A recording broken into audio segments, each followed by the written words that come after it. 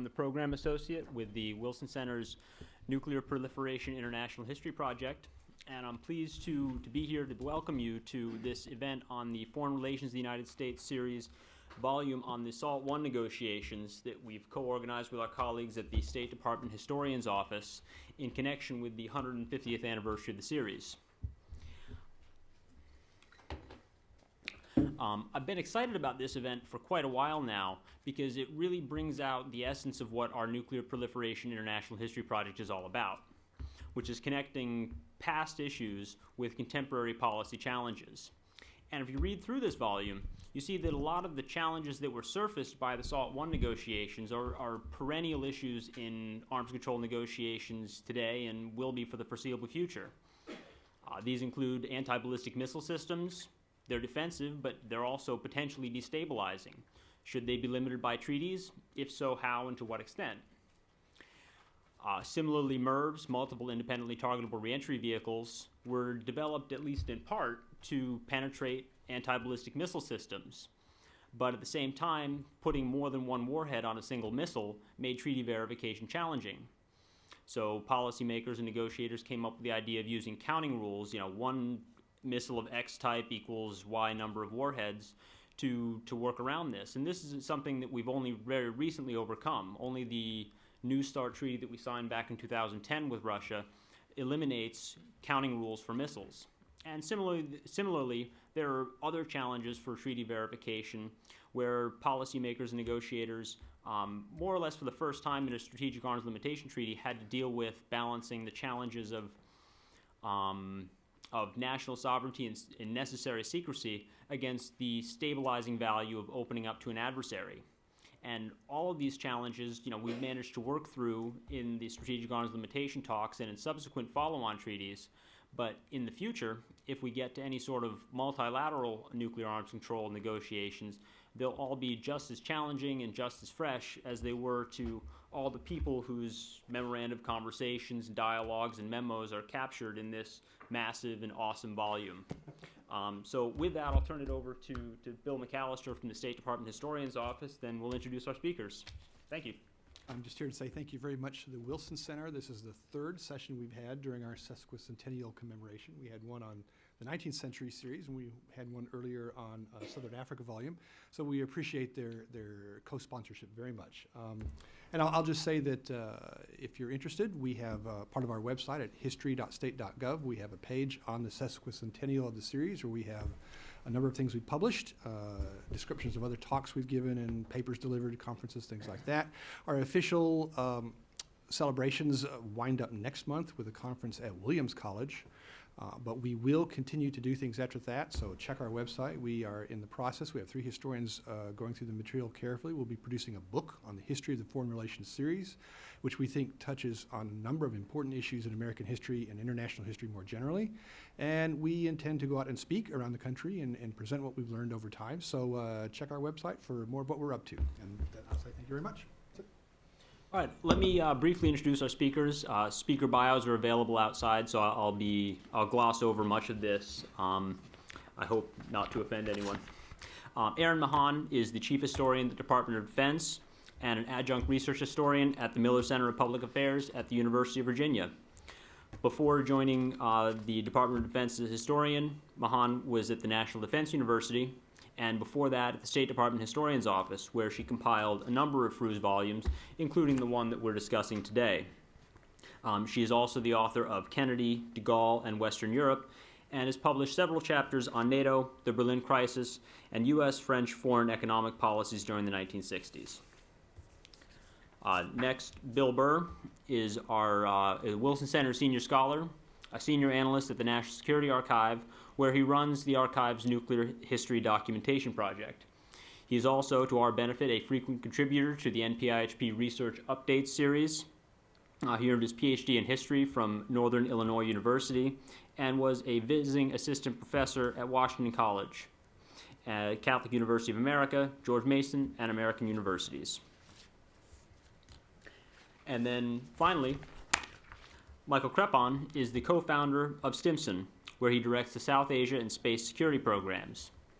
He's championed confidence building and nuclear risk reduction measures between India and Pakistan, several of which have subsequently been implemented. He's the author of 13 books or editor of 13 books and more than 350 articles. Before co-founding Stimson, he worked at the Carnegie Endowment for International Peace, ACTA under the Carter administration, and in the U.S. House of Representatives for Congressman Norm Dix. His current research focuses on nuclear stability and crisis management in South Asia. His work on space security centers around the promotion of a code of conduct for responsible spacefaring nations has subsequently been endorsed by the European Union and the Obama administration. With that, I'll stop and turn it over to Erin. Thank you, Tim. And I'd like to thank the Woodrow Wilson Center for inviting me here today. I'd also like to thank Bill McAllister and my former colleagues at the Department of State Historian's Office. And fellow UVA grad. And a fellow UVA grad. And it's also a pleasure to be up here with Bill Burr, whom I've worked with before. And I think we'll have a good discussion. I'm going to keep my remarks relatively brief just so that we can have plenty of time for a dialogue. When you're an author or an editor in this case, you spend so many years working on something and you think everyone wants to know all the nitty-gritty that goes into it, especially something of this size. But I like to think I'm not that vain or narcissistic, so I want to touch on, I think, more the highlights of this volume. And I am starting out with a disclaimer. I teach a course on arms control and nonproliferation during the summertime to undergraduates. And I started out teaching that course, doing a lot of history. Every year it's gotten shorter and shorter. And I'll say in my decade of teaching that course, only one student has ever heard of the SALT agreement. Maybe a handful of the ABM treaty. So for someone who spends so many years working on this, knowing especially that the younger generation, it's a relic of the past. And even in terms of our current policy, having worked at the WMD Center at the National Defense University, the focus these days, it's in the news, it's always on nonproliferation. So I think it'll be interesting for us as a panel and you in the audience to help put SALT in the context of today's concerns and to talk about it as a legacy of the Cold War. So let me turn briefly to my volume on two agreements. In some respects, this should be the SALT and ABM volume, but SALT, of course, does not stand, as so many people erroneously assume, for the Strategic Arms Limitation Treaty. It's the talks, and the talks resulted also in the ABM Treaty. Just to give you kind of a brief overview, as you probably know, preoccupied with Vietnam and aware that the accelerating arms race could only endanger the security interests of the United States, the Nixon administration decided early on to pursue strategic arms control with the Soviet Union. Arms control talks were seen as part of a broader strategy of détente, which was designed to bring the Soviet Union into the maintenance of a stable world order. Nixon and his National Security Advisor, Henry Kissinger, reasoned that if the USSR had a stake in a network of international economic and strategic agreements, then it would be less likely to jeopardize its world position with some type of military adventure. Now, of course, this is a gross generalization, and we can have a much more nuanced discussion during the Q&A period. Let me also give you a little background on the Foreign Relations Series. Now, I do see some of my colleagues from State in the audience, so this will be nothing new to them, but I also see new faces to me, and perhaps you do not know what FRUS, the shorthand, stands for. It's the Foreign Relations of the United States series. This is the 150th anniversary, and the first FRUS volume was published in 1861 at Secretary of State William Seward's instigation and was put together then by department clerks. Until World War I, FRUS volumes were published every year, primarily because there was little concern with secrecy. During the interwar period, FRUS underwent two significant changes. In 1924, a historian from Johns Hopkins University who held a PhD in diplomatic history took over the series and began to hire professional historians trained at research universities, a practice that continues today. And the series also began to fall behind as secrecy and sensitivity issues became greater and the historical record became more complex. And of course, I would never suggest that PhD historians accustomed to taking years to produce dissertations were anything of a contributing factor in the falling behind of the series. In 1925, Secretary of State Kellogg legitimized the review process by the Department of State so that secrets and confidences were protected and offensive characterizations or personal opinions were excised. The series also moved away from coverage of international legal and consular questions and shifted to documenting foreign relations and policy formulation. Kellogg issued an order defining the scope of the series, which emphasized a record of policies and decisions. Those were his words. Resistance to stressing policy formulation in FRUS came from many corners. For example, Winston Churchill intervened with FDR at Quebec in 1943 to prevent FRUS from publishing notes of meetings amongst Woodrow Wilson, Lloyd George, and Clemenceau in 1918. And Churchill was later angered when FRUS published notes of side-by-side conversations at the Big Three meetings during World War II, which he asserted were corridor gossip. I'm just trying to give you kind of the build-up to where the series was in documenting the Cold War period. So with the advent of the Cold War, the creation of a national security establishment and the presidential library system came about. What this meant for FRUS was that Department of State historians no longer had to rely predominantly on department records. They had at their disposal records from CIA, the presidential libraries, a much fuller body of documentary materials. And FRUS remains the only documentary history series mandated by Congress. In 1991, Congress passed a law legitimizing FRUS access to all relevant foreign policy records and enjoined the series to publish a, quote, thorough, accurate, and reliable documentary record of major U.S. foreign policy decisions and significant diplomatic activities. Unfortunately, access, which all FRUS historians, and myself included, are lucky to have almost unfettered, is not the same as declassification. And that's always something that's in the mind of editors as they go about gathering all the documents. Why gather materials that you know may have no chance of ever being declassified?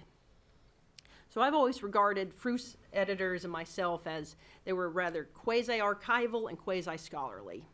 You wanted to present the documents in a way that told a story.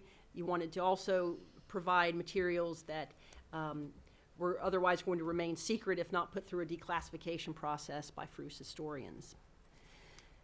Let me now discuss briefly the methodological challenges I faced in compiling this volume on SALT. And these revolved around questions of selection and inclusion of sources in the Nixon subseries that was conceived before I even joined the historian's office in the early 2000s. The then general editor of the series had conceived of 3 volumes that would cover the Soviet Union, U.S.-Soviet relations, one on national security, there was a whole discrete volume on arms control, and then a separate SALT I volume. And in time, I came to understand why the lines of demarcation. We wanted to get as much material in as many volumes as possible. It was kind of understood that you would read these volumes in tandem. It was also hoped that they would come out at approximately the same time. But for me, I always bristled under the constraints that I couldn't put kind of the larger U.S.-Soviet dialogue in my volume. I feared that I would be left to document nothing but the virtually vacuous official negotiations that alternated amongst Helsinki, Geneva, and Vienna by the largely, well, at least regarded by many as the largely ineffectual chief negotiator, Gerard Smith, or that I would just document the highly technical discussions of the National Security Council's verification panel that discussed ad nauseum. And by the way, the minutes of the verification panel alone would have covered 1,000 pages. And those subjects included things like telemetry, forward-based systems, large-phased array radar, and payload considerations. But fortunately for diplomatic historians like myself, SALT is one of the most extensively documented issues of this period, primarily because the policymakers realized from the outset that they were working on negotiations of historical significance. I've come to know Lieutenant General Robert Persley, who will be speaking at the conference Tim and Bill alluded to in March. And he continually advised Paul Nitze, the Department of Defense negotiator. And he's kind of reinforced for me this idea that especially Kissinger, and this is no secret, knew that this was going to be historically significant. So a preponderance of the documents, Kissinger made sure he got his voice heard. Melvin Laird's voice, the Secretary of Defense, was he was a congressman. He had a lot of conversations. He was not a historian by training. The paper trail for him is far less extensive. And these are some of the kind of challenges that any FRUS editor and myself in doing this volume kind of confronts. How do you get the whole story told when certain policymakers, in this case Henry Kissinger, and kind of skewed the record to favor his advocacy points. I also was privileged to have access to all the U.S. government-generated documents such as the Arms Control and Disarmament Agency, the ACTA records. And they became a rich source and contain numerous back-channel messages between Smith and Kissinger, as well as memoranda of telephone conversations and meetings with William Rogers, the Secretary of State. And I made certain to include these to complement the famous, or some might consider infamous, Kissinger to Brennan back-channel conversations. And then there were the Nixon presidential recordings, and I wanted to talk the remainder of my time about those, partly because they're interesting. I didn't want to talk to you about telemetry unless you want to, but the Nixon recordings provide that accessibility, I believe, to the volume. Now, the sheer number of hours of SALT recordings made them an invaluable but a daunting source. And just to give you a little bit, in case you don't already know it, some background on the Nixon recordings, between February 16th, 1971 and June 1972, there were 11,913 conversations totaling about 1,289 hours recorded by Nixon. Although I will never claim to have calculated or listened to the precise number that pertained to SALT, I would venture that there were approximately probably about 1,500 conversations where SALT is brought up, and probably about 200 hours devoted to the issue. I printed roughly 25 transcripts. Again, the FRUS volumes are kind of restricted to 1,000 to 1,500 pages. Some editors always tried to get more in. I was really circumscribed in what I could include. But many of the other SALT-related transcripts you can find in the Soviet volumes, in the sub-series covering the Nixon period.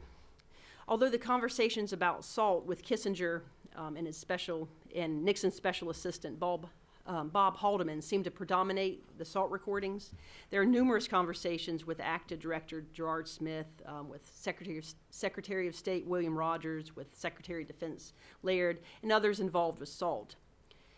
Now, the strategic issues, which one might expect to hear, were highly technical. Debates over offensive freeze levels of hard versus soft missiles, appropriate levels of silo launchers, but rarely did you get into that kind of technical detail. The SALT recordings deal more at the personal level, and we're only technical when tied to kind of the larger political or diplomatic issues. And this is why I want to highlight the limitations of the Nixon recordings and why, as rich as they seem, I only put 25 transcripts in the volume. And that's because the recordings reveal really more about the personalities and the bureaucratic politics of SALT than they do the substance of the negotiations. The tapes provide countless examples of Nixon and Kissinger's concerns with leaks, with disloyalty, the feud between William Rogers and Kissinger, projections of talking about others as vain, as almost single-handed preoccupation on Kissinger's part with denying any credit to anyone else, especially Gerard Smith. And And in many respects, the emphasis on personalities and bureaucratic politics is not surprising, given that the tapes really are just capturing Nixon talking and thinking aloud to Haldeman, Kissinger, and others. In short, kind of venting about the political and bureaucratic pressures involved with SALT. Moreover, despite the volume of the recordings, many of them are highly, highly repetitive and not always substantive. For example, on any given day in February 1971, Nixon complained to a whole slew of visitors to the Oval Office about leaks that had emanated that day from the Department of State or from ACTA. And that same preoccupation would be heard in almost the same words in conversation after conversation with whoever came in to talk to Nixon that day. Just to give you an example, on the morning of February 26, 1971, Nixon complained to Rogers, quote, "You can tell Smith that I don't have confidence in him. I think he does as well as he can considering the people that are there," there meaning ACTA. Half hour later, Nixon met with Kissinger, and he reiterated the same points he made to Rogers, adding, quote, "I've got to get credit. I told Rogers for anything that happens in arms control, and I said it can't be Smith that's going to get the credit. I said he's a small player, and I don't trust him." Another one of my favorite quotes comes after an exasperating conversation that Nixon felt he had with Secretary of Defense Melvin Laird. And he later exclaimed to Press Secretary Robert Ziegler that, quote, "It would be goddamn easy to run this office if I didn't have to deal with people," unquote. And that's, of course, vintage Nixon, and how Nixon felt in talking to his subordinates about SALT at times. In the memoir literature, there's a lot of discussion, of course, about Kissinger and Smith indicating that Nixon was uninterested in the details of SALT. And I think the presidential recordings largely substantiate that observation, as do the other documents and memoranda in this volume. Kissinger, in contrast, had a firm grasp on the details. It was at Kissinger's instigation that the verification panel, which is a subcommittee of the National Security Council, came into existence in, I believe it was July 1969. And as I mentioned earlier, thousands of pages of minutes of meetings. And Kissinger was really in his professor mode in trying to understand and have exchanges with the technocrats on this subject matter. But it was also his way of maintaining that control over what was going on, not just through, say, the back channel with the Brennan, but also getting his hand in every pot he could. And so this volume, the memoranda, the letters, the Nixon tapes, they all reveal how heavily President Nixon relied on Kissinger to move the negotiations along. The tapes, of course, capture Nixon telling Kissinger there'll be conversations where he'll say, "Keep talking, I need to know the background." And by the end of 1970, Nixon had orally approved the strategy for Kissinger's back-channel discussions with Brennan. And after each session, the National Security Advisor would submit a lengthy memoranda of conversation to Nixon. And the tape recordings don't reveal explicit references to these memoranda, but they supplement that written record with oral instructions from the President to Kissinger. And I haven't kept track of how am I doing on time? A few more minutes? Yeah, you got 2-3 minutes. Well, we have two true experts on arms control, and so I think I'll hold the remainder of my time for Q&A and let them critique my volume. I'd be very interested in getting feedback. Thank you. Thank you. Thanks to the Wilson Center. Thanks to Wilson Center for organizing this event, and for Tim for putting it all together. Aaron Mann's compilation on SALT I is an important contribution to our knowledge of the complex negotiations that were central to the U.S.-Soviet détente of the 1970s. Aaron had a challenging task to get intellectual control of a difficult topic involving technical issues, science, diplomacy, politics, to master extensive collection of records produced by diverse federal agencies, to identify key documents that illuminate the policymaking process, the negotiations, and their results. As she has told us, the major focus of this volume is the initial search for a comprehensive agreement, the problems that faced, and the negotiations for more limited understanding involving the ABM treaty and the interim agreement, the SALT agreement itself, the agreement on long-range missile levels.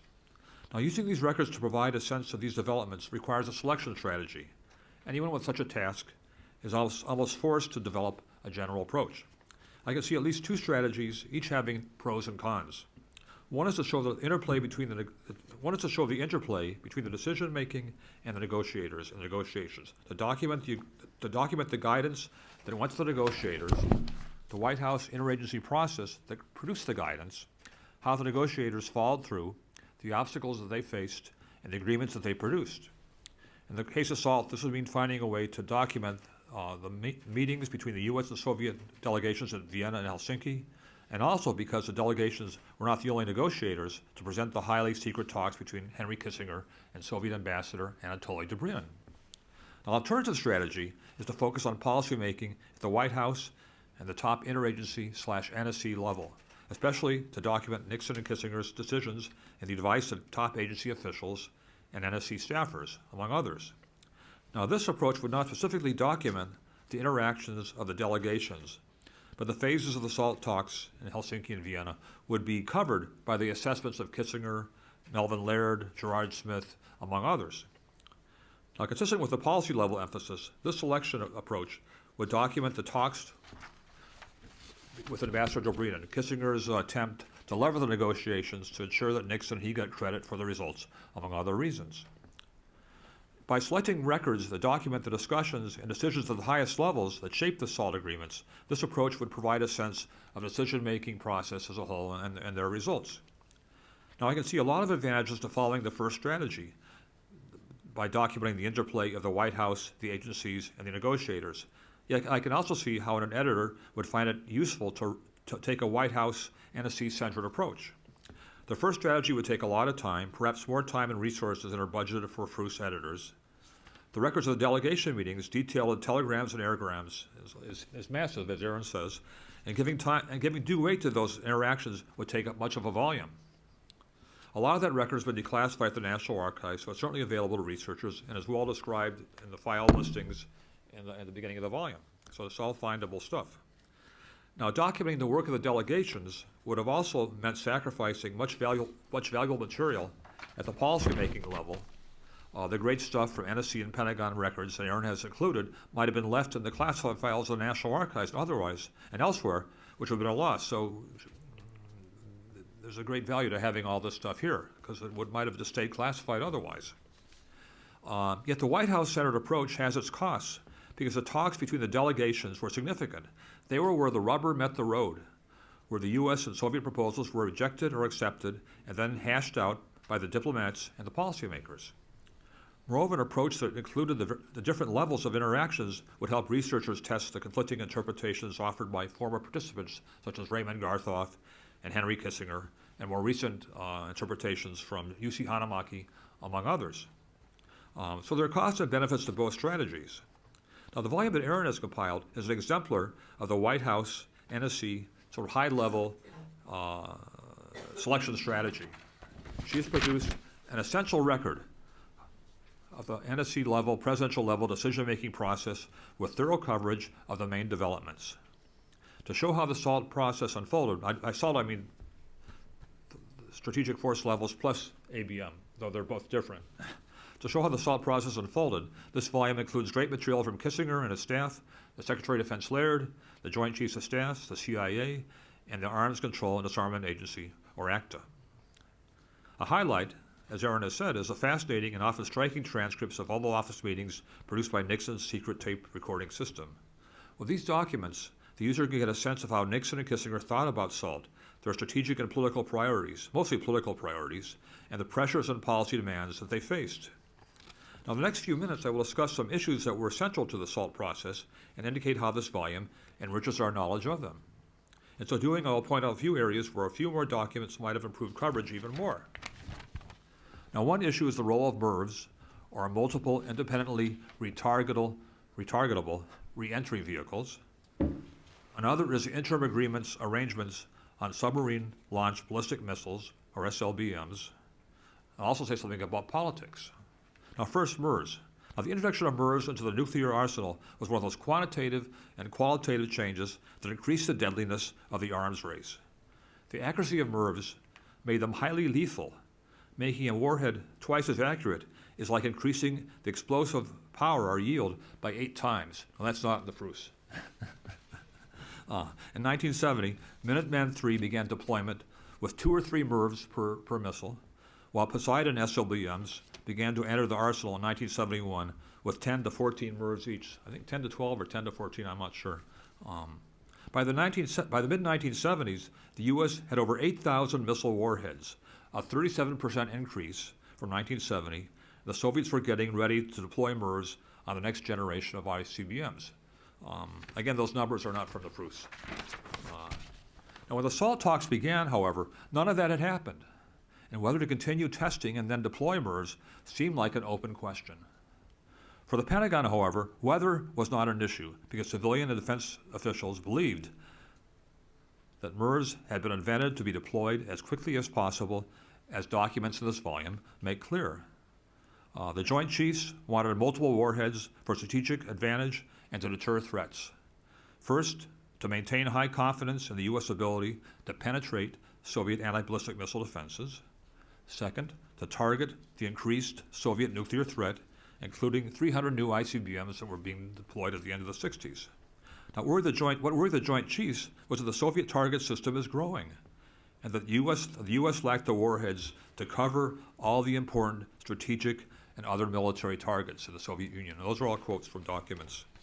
Now, arguments against the MIRVs were made, although they did not come through the volume as loud and clear as a pro-MIRV position.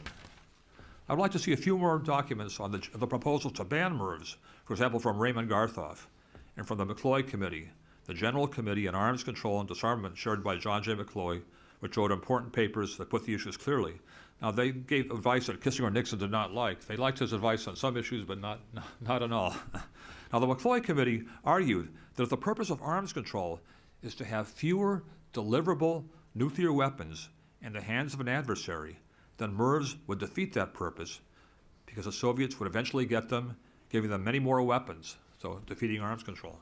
Now, both McCloy and Active Director Gerard Smith argued that without a MIRV ban, a costly, risky competition between Washington and Moscow would ensue as the latter tried to catch up and acquire its own MIRVs.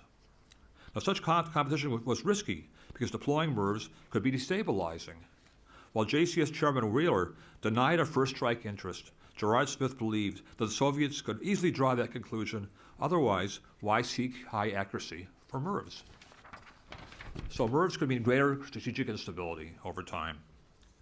Now, the documentary record on Kissinger's thinking about MIRVs is elusive. No documents that are extant give a clear sense of how his thinking evolved in the first couple of years. There are no tapes, unfortunately, for 1969 and 70, and Kissinger's diary is certainly not available. But the documents presented here make it plain that by March 1970, he opposed a MIRV ban. The tape transcripts show that Nixon and Kissinger both saw MIRVs as an important advantage. As Kissinger claimed in one of the taped conversations, that's our hole card, as in poker. And Nixon said, that's right.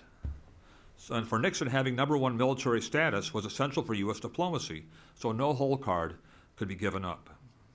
But several years later, Kissinger said this in a backgrounder to the press.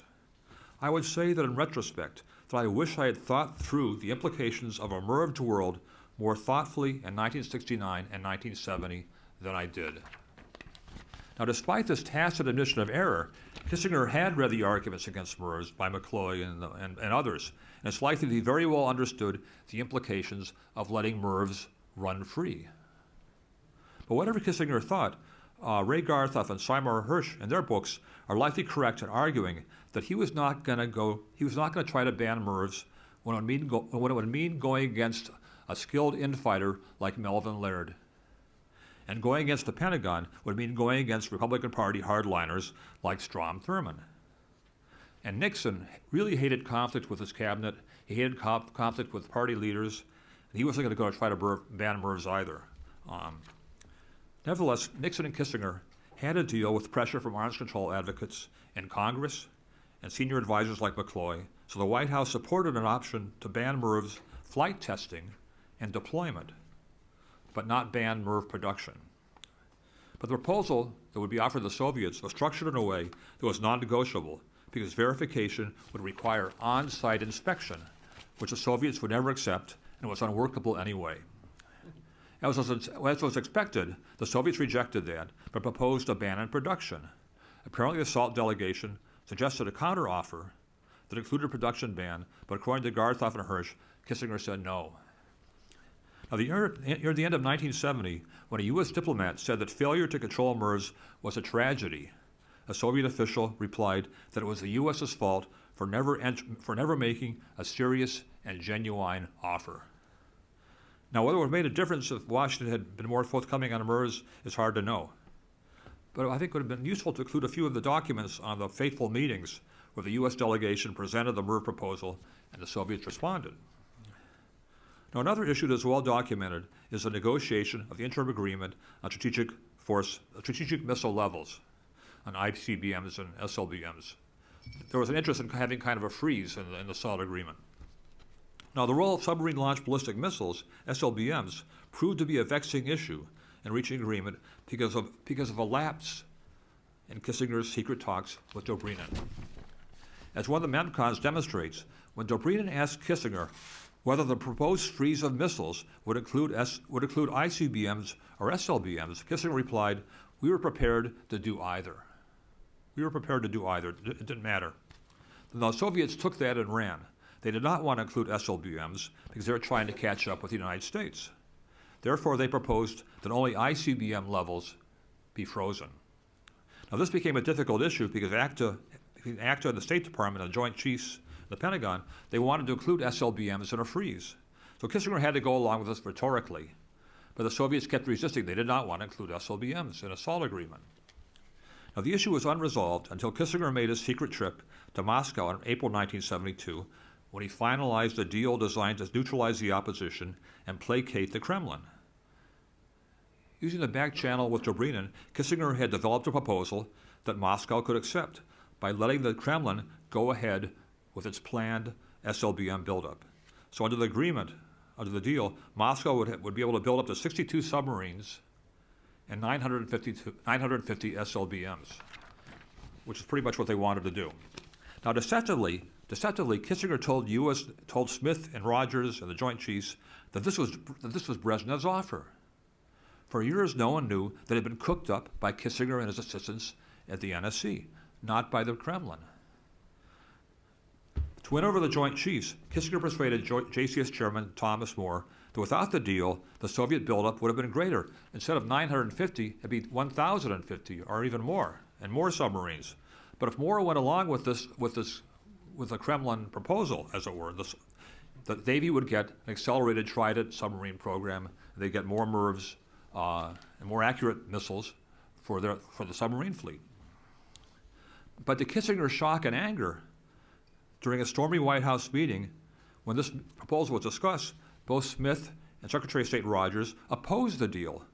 And in an interesting role reversal, they said it was far too favorable to Moscow. So it's not that the defense people said we can live with it, but Rogers and Smith said this is far too good for the Soviets. It's a bad deal. Now, according to Smith's memo for the record of this meeting, when he suggested wording for a U.S. note that downgraded the SLBM deal, Nixon became quite angry and addressed me with an expletive, which I had not heard him use before. As Smith later wrote, what Nixon said was bullshit. He wrote it when he published his book, his memoir. Now, Smith also wrote that Rogers' vehemence with the president was the greatest that I'd ever heard him use. Because Rogers generally, he was a very gentlemanly guy, but this time he was pretty angry with the deal, apparently. Anyways, significantly, this event, which Kissinger saw as a threat to the summit, is one that he never discussed in his memoirs. Now, the submarine deal and its reverberations is a topic I would like to see a few more documents.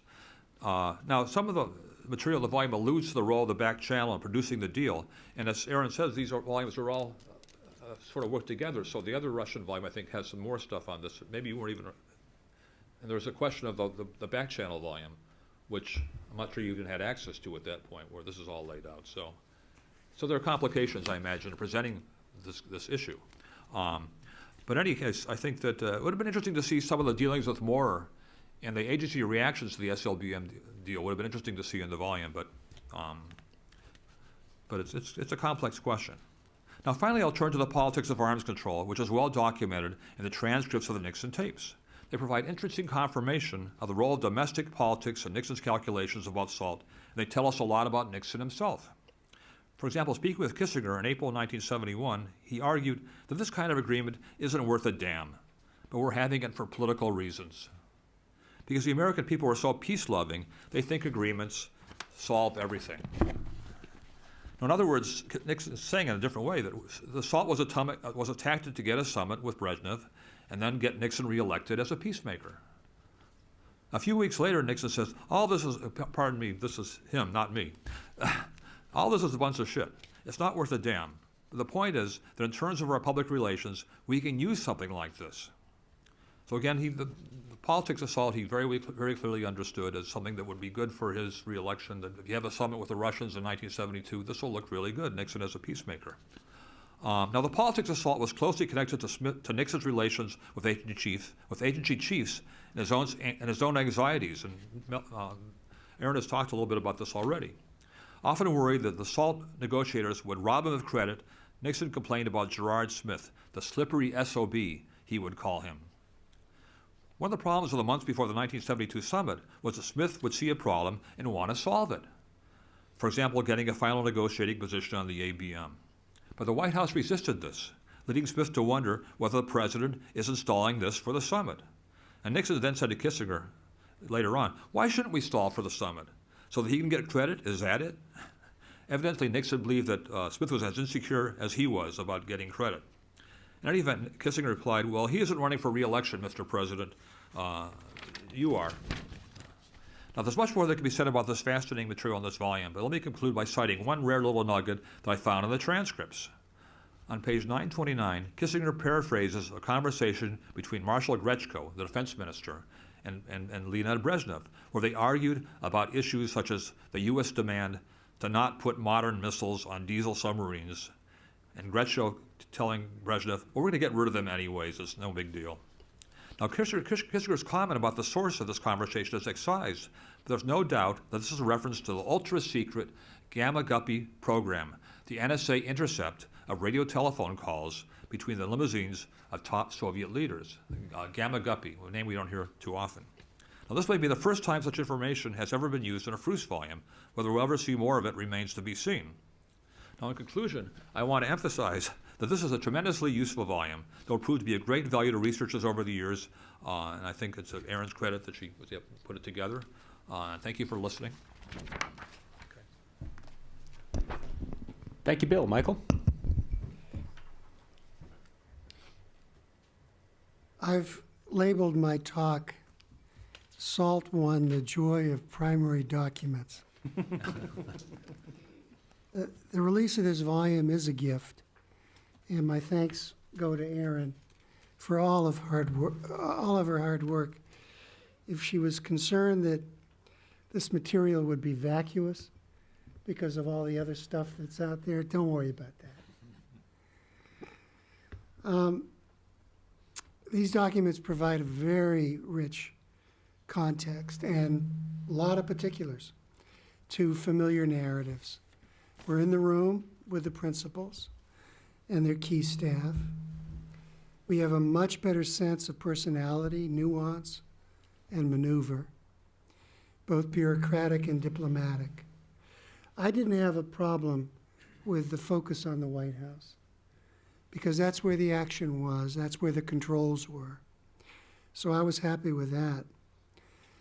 What struck me most from reading these papers, number one, the complexity of choice. This was such a hard thing to do. Folks were starting from scratch. There were very high stakes. It wasn't just a political exercise. And the material was really hard to grasp. It was technical, It was strategic as well as political.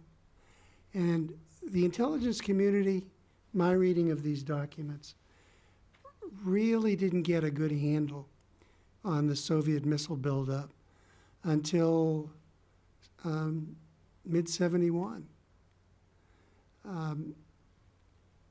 The briefings that Aaron included in the volume seemed to be kind of on the one hand, on the other, until mid-71, when then there seemed to be greater clarity about the breadth of this buildup. The material on linkage, which one finds in this volume, it was really interesting. Linkage, of course, worked both ways. Nixon's trip to China, the war in Vietnam, it must have been really hard for Aaron to give us enough of what was going on in other channels. So we have to read into these other big developments. But it seemed to me, given the materials she included in the volume, that this grand strategic Nixon-Kissinger concept of linkage and deriving benefit from it kind of petered out. And it certainly petered out after, in my judgment, after the secret Kissinger trip to China. Then I think Nixon and Kissinger found themselves the subject of linkage when they were so hungry for deal making at the summit in Moscow. The linkage that mattered most, that comes from these documents, was that the USSR was turning out missiles and subs like sausages. And as the talks proceeded, the U.S. negotiating position became more and more defensive, especially as the Pentagon really starts weighing in. We have problems here. These negotiations and likely outcomes are not dealing with our strategic concerns, Mr. President. We're not dealing with the negotiating objectives that you laid out at the outset of these talks. And the argument that it could have been worse is not a winning argument in domestic and bureaucratic politics. But that was the argument that Kissinger and Nixon were mostly left with at the end. As the negotiations unfold, and as the intelligence on the Soviet buildup becomes clearer, we see a shift in the OSD and Joint Chiefs positions. They don't jump ship, but they have long shopping lists. And the Kremlin has its own shopping lists, and they have their own worries, particularly over MIRVs, which they don't talk very much about, and what became known as the Trident submarine program. The documents clarify to me how unlikely a MIRV ban would have been, or actually was at this time, given the Soviet missile production and sub-production rates, and given the Pentagon's concerns. The combination of MIRVs, plus the shopping lists on both sides, plus those disaffected by the U.S. negotiating process, meant that SALT I and the ABM Treaty did not break the momentum of the strategic arms competition, which was the Nixon administration's top-line argument in trying to sell these agreements on Capitol Hill and to the American public. We now have far more particulars about the irregularity of the U.S. negotiating process, front, back channels, and bureaucratic goose chases. I was talking to Ed Ift, who some of you know, about this a couple of days ago. Ed, State Department guy who was working on SALT. And he reminded me that the U.S. negotiating team was just extraordinary. I don't think we've ever had a stronger negotiating team. Gerard Smith was a serious person who knew these issues well. The name Ray Gartoff has been mentioned. Harold Brown, remember him? Some of you? He was on this team. Tommy Thompson, Ambassador Thompson was on this negotiating team. It was an amazing negotiating team. And they were bypassed regularly. And never has so much diplomatic talent been so poorly used, in my judgment. The memorandum of conversations of the Moscow negotiations, which thankfully Aaron did include, had to include in this volume, are just stunning to me. Here are Kissinger and Nixon with a couple of NSC staffers negotiating against the deadline, hungry for headline deals with Moscow, while all this talent is cooling their heels in Helsinki. Without your negotiating team, without your own translators, they're outnumbered, they're outmaneuvered, they don't have a real good technical grasp, they don't have interagency backup. You know, this is from a president and a national security advisor who have published books and who have sought to own the franchise of power politics, international security, who pride themselves on their toughness and their acumen in dealing with major power policy issues. And the negotiations are a shambles in so many different ways. It was also notable to me when reading these documents how Kissinger and his deputy, Alexander Haig, dealt with domestic criticism of the White House negotiating gambits and less than adulatory feedback from folks on the U.S. negotiating team or principals.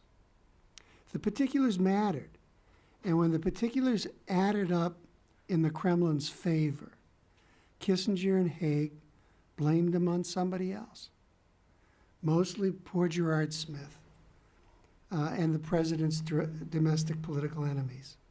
Kissinger is clearly in the driver's seat in these documents, and at times Nixon comes across as surprisingly disinterested to me.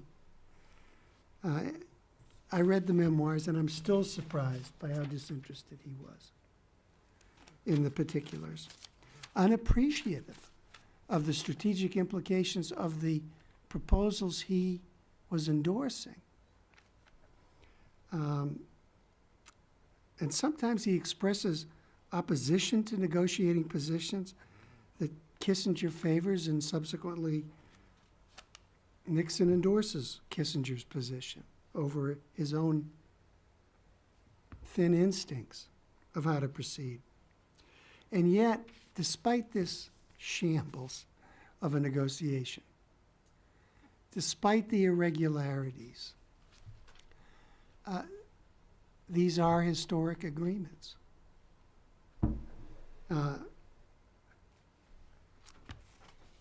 Mostly because they were the first agreements between ideological foes trying to create some order out of the strategic competition. The ABM Treaty removed a significant driver of that competition, but the interim agreement allowed many other drivers to run free. And it took more than a decade, really, to clean up this mess. It took more than a decade. to reverse the negative dynamics fostered by these accords and how they were negotiated. There are some wonderful morsels in these volumes. I'm just going to give you a couple to whet your appetite. This from the minutes of an NSC meeting early in the process, where General Buswheeler, who was the chairman of the Joint Chiefs, is saying to the president, if I thought it was technically feasible and fiscally feasible for an ABM defense, which gave us a first strike capability, I would advocate it, destabilizing and not. Wouldn't bother me. To which President Nixon replied, wouldn't bother me either. And then he says, nuclear umbrella in NATO, a lot of crap. Don't have it. Here's another one, and I'll stop soon. These come from the minutes of an NSC meeting in the summer of '69, talking about the Arms Control Agency's Stop Where We Are proposals, which didn't stand a chance. But Stop Where We Are, this is Nixon, is a propaganda point, a gimmick. Neither side will negotiate on this basis. But it could be used as propaganda. Reserve it for later consideration. It's like a ceasefire in Vietnam, not serious. There was another '69 meeting, notes of an NSC meeting, where President Nixon is helping to lay out the negotiating choices for the interagency deliberations, where he advises Kissinger to put the ridiculous options at either end. I love that one. This is a famous quote, but I'm glad it also appeared in Aaron's compilation. This is Nixon's guidance to the negotiating team. I am determined to avoid, within the government and in the country at large, divisive disputes regarding Soviet compliance or non-compliance with an understanding or agreement. Nor will I bequeath to a future president the seeds of such disputes. Well, the way this thing was negotiated, particularly through the back channel, that's exactly what we got. That's probably enough. But there's a lot more, which is why I urge you to shuffle through this volume. All right, thank you very much, Michael.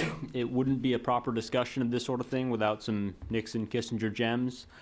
With that, I think Bill McAllister, rather, has some brief concluding remarks on general, I just want a little more global comments about how this volume exemplifies several aspects of the series as a whole. I think, first of all, we talk a lot within the office about, especially in the day and age now, when these volumes not only appear in paper, but they appear on the internet, how do people actually use them? How do they read them? Does anybody ever read a whole volume anymore? We don't really know that, but we do know that when a compiler puts a volume together, a lot of care and attention goes into not only the selection of the volume, but if there's chapters and all this kind of how one organizes a volume. How do people use these? And do we have a situation now where using the internet, they use a keyword search and they pick a particular document and don't read the rest? And there's not much we can do to control that. I just want to make a case for why it's important to look at the series as a whole. And I'll give you an example that deals with this. At the same time this is going on,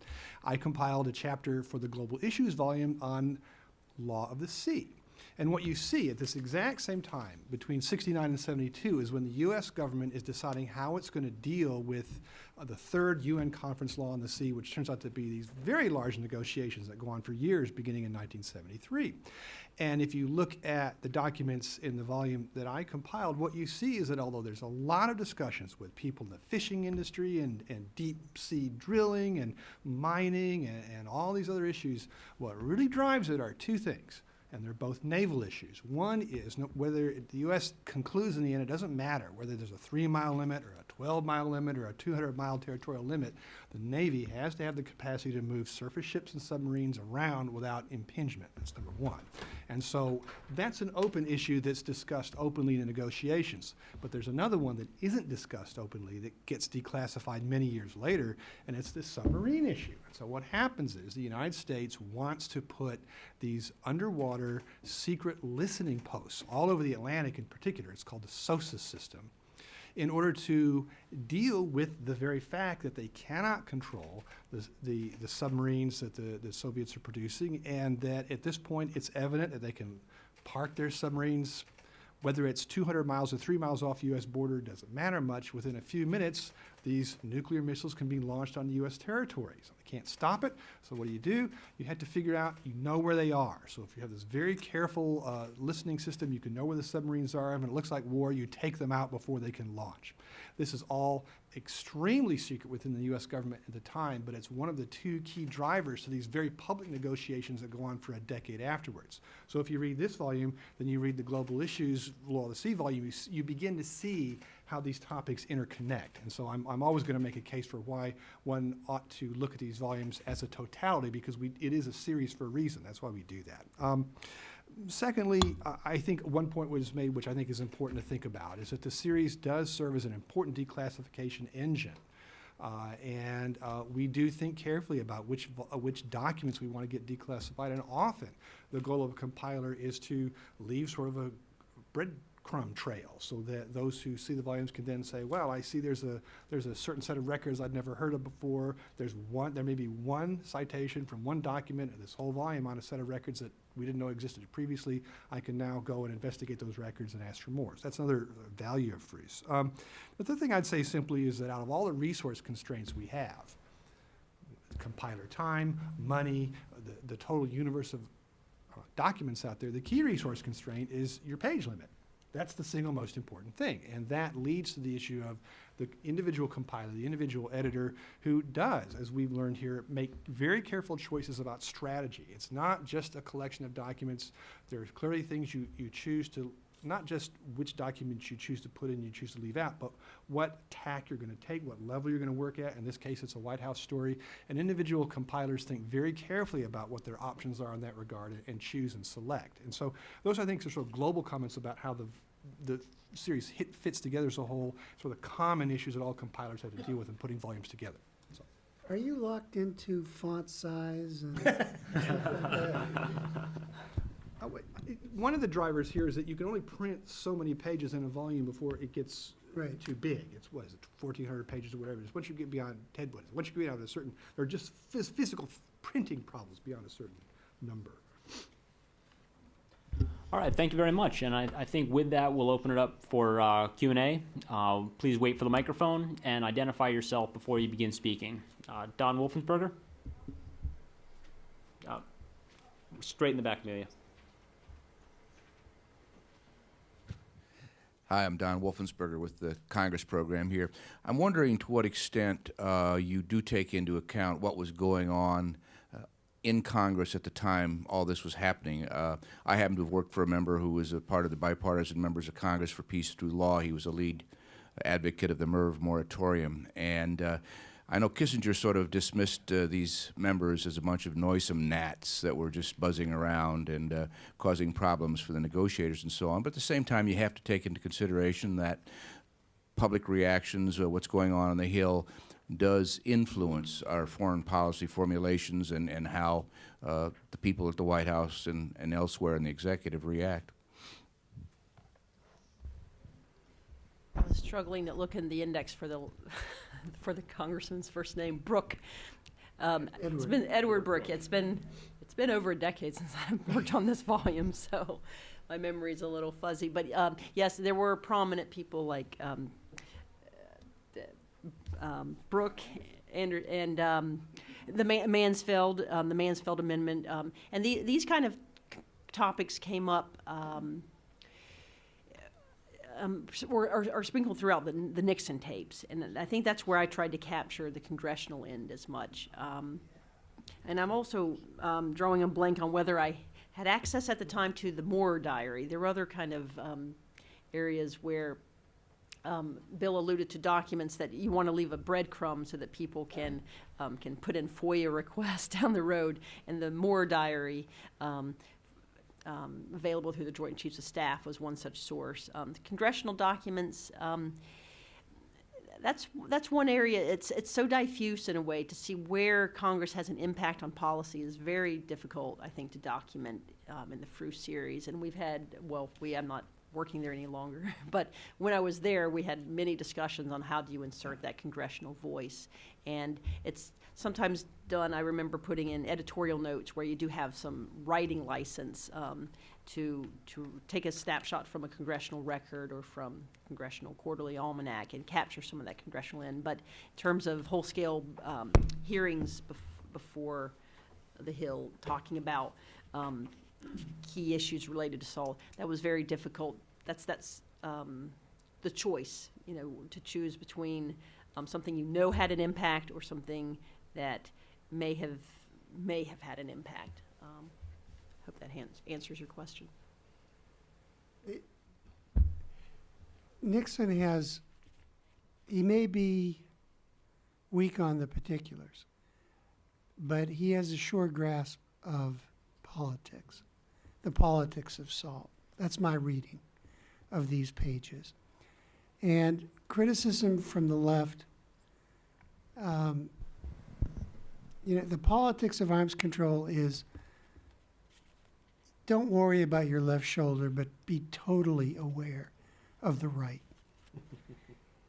And yeah, the guys on the left, the calculation here is that they're not going to go against this agreement or this set of agreements. But the guys on the right have to be mollified. Right. Additional questions? I wanted to make. Oh, I'm sorry. Bill? Yeah, and Edward, you mentioned Brooke. Brooke was one of the persons pushing for a MIRV ban, I think. And one of his young assistants was a guy named Alton Fry, Yes. who was, helped instigate this. And so they had to give, proposals to ban MIRVs as sort of a sop to Congress. But that was it. They couldn't give sops to the right, as Michael suggests. And I'll just add one more note. I think I mentioned it in my presentation. Trying to document what's never written down, and that was Melvin Laird's approach. He was a former congressman, and Bob Pursley has told me that Laird was always on the phone talking to influential congressmen and senators about getting them on board with an offensive-defensive linkage for the SALT ABM. But unlike Nixon, he didn't have his office wired, so there were no transcripts for historians to make. So you can't document a negative. One thing that I was curious about that I couldn't get from the documents was how much Laird got one-on-ones with Nixon. He's obviously present with the principals, but if I'm not mistaken, there was only one meeting in this volume where Smith met with Nixon without Kissinger being present. Haig was there. Kissinger must have been out of town. Smith or Laird? Smith. And I didn't get one-on-ones between Laird and Nixon. Laird rarely met alone with Nixon on this topic. On other Vietnam, of course, he did all the time. Gerard Smith did not rise in importance in the eyes of Kissinger and Nixon to ever get a one-on-one audience. It was often with Secretary of State Rogers, who tried to protect Gerard, whom Nixon and Kissinger had such disdain for, despite what you say, how he really did understand these issues. And it was Kissinger created the verification panel largely to cut out Gerard Smith, so he could try to show that he had the grasp of the technical issues on par with Smith. So no, Smith never really met alone with the president. I did try to include, in lieu of trying to capture volumes of telegrams back from the negotiations taking place in Helsinki, in Vienna, I instead included messages, kind of back channel between Gerard Smith to Kissinger, which would summarize what was going on during the official negotiations. It's not the same thing, but again, the page constraints, you have to make those kind of hard choices. All right, additional questions? Yes, sir? Michael Binder, Air Force Declassification Office. Have a question about the declassification of the records in FRUS volumes in general. I haven't seen this one, but in other FRUS volumes, I will see documents reproduced in their entirety and containing information which I will find redacted in other documents. And this will be redacted by perhaps Department of Energy or the Joint Staff. And so I'm wondering, in my 6 years with the Air Force Declassification Office, I've never been asked to review a document for the State Department, and I imagine there are Air Force equities in some of the documents that end up in FRUS volumes. So who does the review and the clearance for public release of the documents that end up in FRUS volumes? Excellent, thank you. We have a very thorough declassification process. All volumes are seen first by the Department of State and the declassification arm there, which is not controlled by the Office of the Historian. All volumes go in their entirety to the Central Intelligence Agency. All volumes go in their entirety to the National Security Advisor's Office. And then what happens is those three together identify equities of other agencies, and documents from those other agencies are referred to those agencies. And I think it's fair to say that most volumes have considerable attention from Department of Defense. So exactly depends on whether it's JCS or where it goes to exactly. But Department of Defense has an office that deals with declassifying. It may be that you're looking at records that are going to the archives. I'm not sure what your, but at any rate. But we do have a very thoroughgoing declassification process and very careful procedures to make sure that the equities of all federal agencies, including the State Department, are respected before volumes are published. Thank you. John Prados? John Prados, National Security Archive.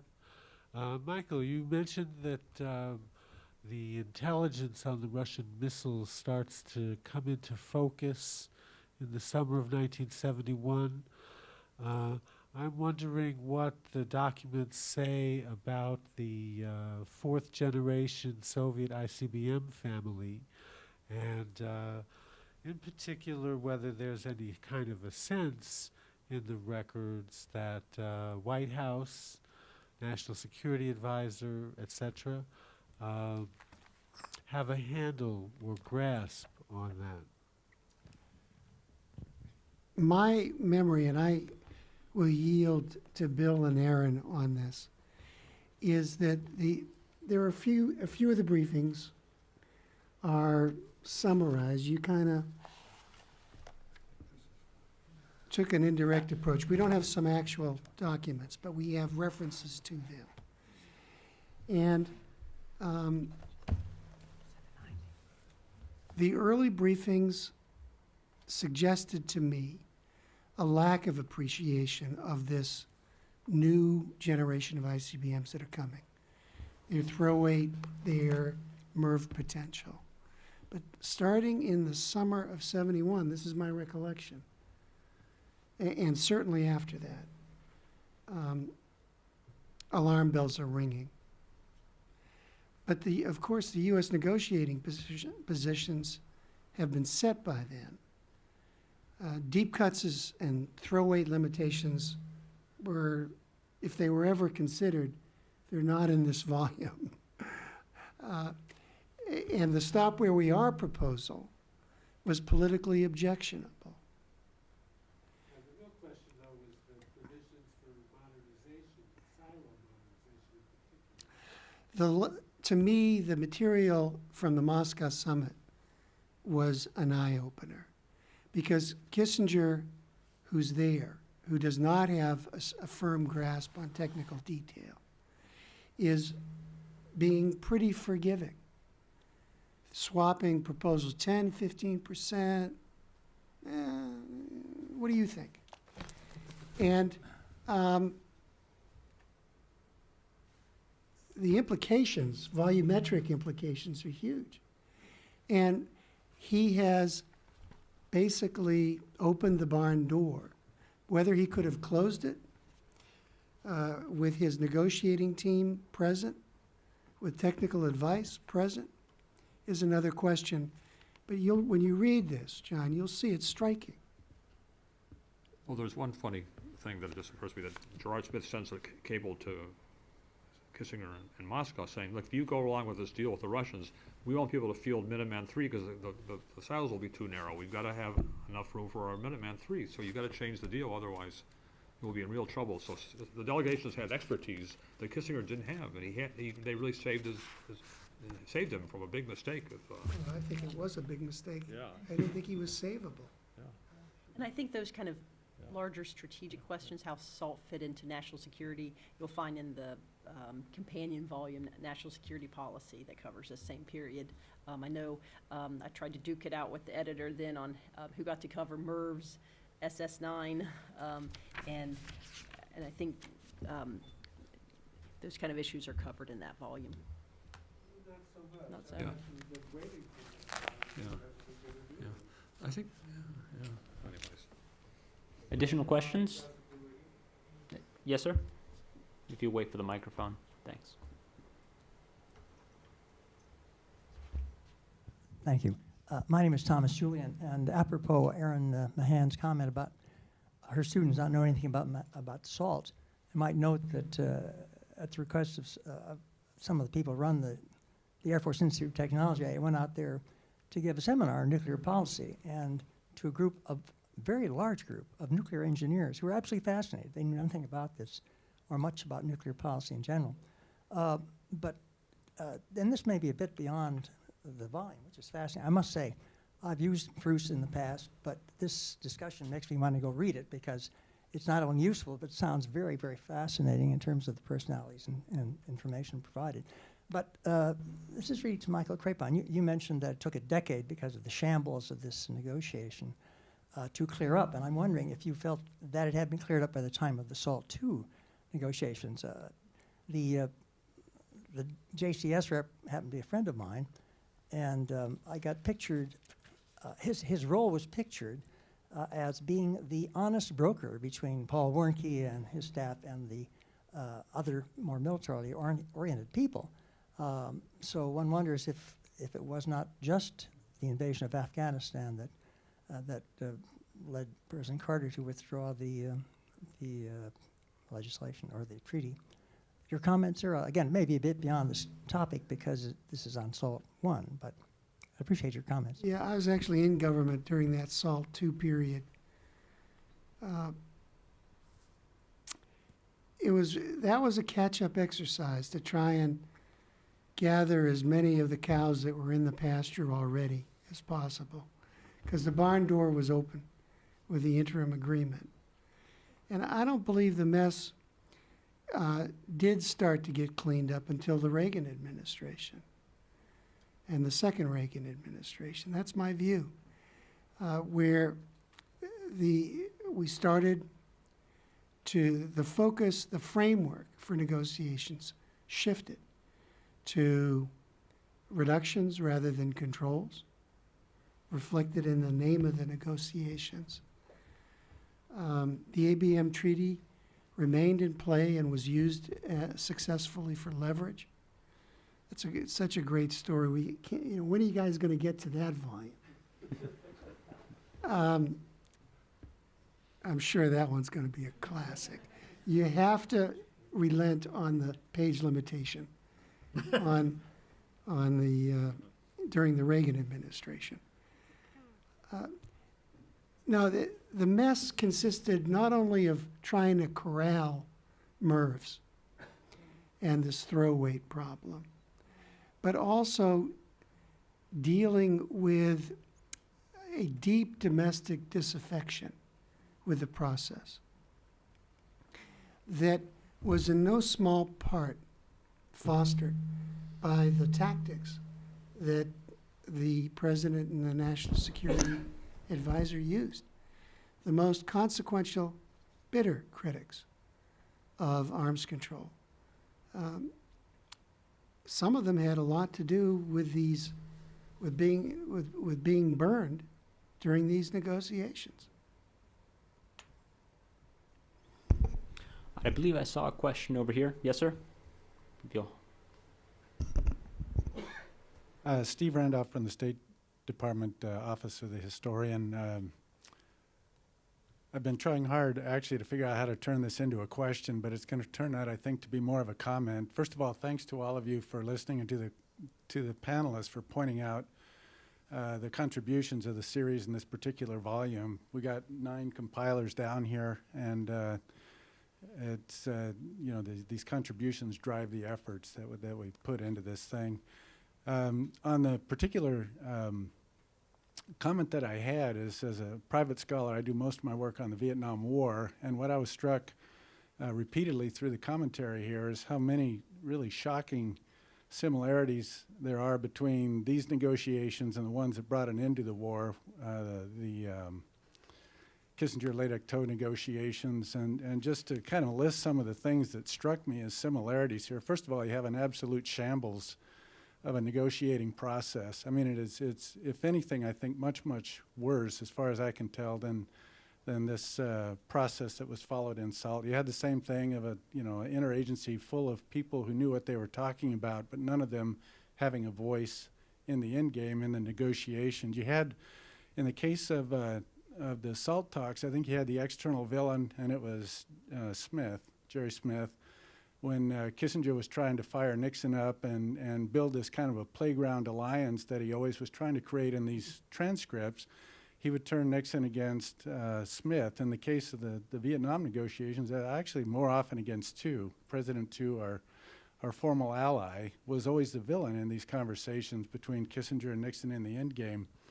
Third, I think, very predictable similarity here is that by December of 72, October to December of 72, Nixon had completely kissed off the left, but was very intent on protecting the right. And as I've mentioned in other forums, that was the birth of a very, very strange effort to try to get Spiro Agnew out to talk to Tu in the end game as sort of the public standard bearer for the right. The similar absolute disdain on Nixon's part for the details of the agreement, and in that case, I think a little bit more a willingness to buy Kissinger's gross generalizations and misrepresentations of the agreement as it was being negotiated. It's really stunning, and to match your quote on the SALT talks, you got Nixon at one point saying that, I think this was in the December round of negotiations, he said, that basically that the details really don't matter, that at this point this agreement is so stitched up and screwed up that it doesn't matter anyway. The next of these broad, very important similarities, I think, is this very intent effort on the part of Nixon and Kissinger to capture the message and the historic understanding of what was achieved here, and you've talked about the memoir literature and how they portrayed both the process and the outcome and the characterization of the different players. We're still trying to figure out what actually happened in the end game of the Vietnam War and what were their motives and what was the interplay among them. But it was, it was a shameful agreement, and I think the outcome took a lot less than 10 years to sort out in that case, as was the case with SALT. It took about 18 months. And finally, the role of Congress, again, a very, very important aspect, but as Aaron says, it's just very hard to capture that in a concise way, and it's especially hard to capture the perception of Nixon and Kissinger using that as an instrument with which to beat Tu into submission versus an actual fear that there was going to be action in Congress that limited their freedom of action. So I think to conclude my little summary here, these were all fundamentally identical dynamics that point, I think, both to the characteristics of these players and to the dynamics at play in both of these cases. And it also speaks to the points that Bill and Aaron, among others, have made here, that this thing is a series for a reason. You can track this kind of behavior from issue to issue and get a sense of what really drove these guys. Thank you. Anyone care to field that? No, he's my boss. I think it was great. Any other questions? John?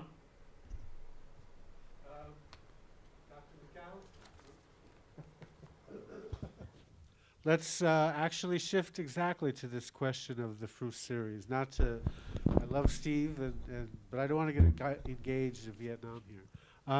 You used to do all of these supplements on microfiche that extended the volumes and enabled you to put out more material and include more subjects. And I know that the technology is passé, and I know that few people have access to fiche systems anymore. But on the other hand, isn't the net a perfect substitute? I mean, you could extend a FRUS volume as much as you wanted by including more items than are in the printed edition in the net version, so to speak. The answer is yes in theory, but in practice, the key choke point is the declassification process. So that what you see over time, and one of our colleagues here, Josh Bosch, can tell you more about this, there have been multiple attempts to try and catch up with whatever the line was. It's a 30-year line now. It used to be a 20-year line. It was a 15-year line before that, going all the way back before World War II in certain ways. And there have been all sorts of attempts to use technology in various ways to speed up the process or to get more documentation out there. When I first came to the office, I was doing electronic publications because the thinking was, well, if we can put out publications electronically with minimal annotation, we can get them out quicker. But it turns out, and I'll be happy to be corrected by anybody on the staff who wants to give a better answer, but I think the answer in the end is it doesn't matter how many documents we select. Every single one of them has to be declassified. And that's the key limiter to how many documents we can put out or how many volumes we can put out in any given year or in any given series. And if I can amplify on that, I remember when I was part of the state negotiating team with the Central Intelligence Agency, I think part of the agreement was it would be a volume, would not do supplements, and the former general editor, Edward Kiefer, can confirm that, but again, kind of the declassification being the choking point, and that would be CIA wanted just one discrete volume and not have to get tranches of other materials as well. So we cannot, the declassification process can only go so far until the volume is fully compiled and fully edited, and then there's a whole process. So we can't do it piecemeal, document by document. So that's a key issue.